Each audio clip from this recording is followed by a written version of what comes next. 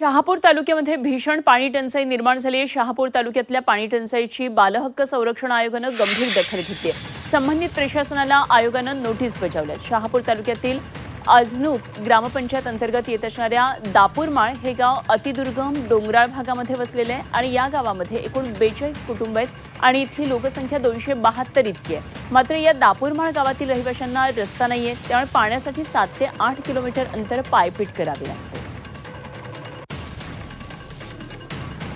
दापूरमाळ इथं जे पाणी नेण्यासाठी तिथली जी महिला असतील, तिथले काही मुली असतील, तर त्यांनी डोक्यावरती हंडा घेऊन तो डॅम मधून पाणी नेत होत्या, त्याची बातमी सगळीकडे प्रसारित झाली होती। त्याची मी देखील गंभीर दखल घेतली आणि तात्काळ आपण तिथे पाणी पुरवठा योजनेचं काम जे आहे ते सुरू केलं आहे। साधारणतः आज मोटर लागलेली आहे, 2 दिवसामध्ये आपण तिथे पाणी पुरवठा करणार आहोत।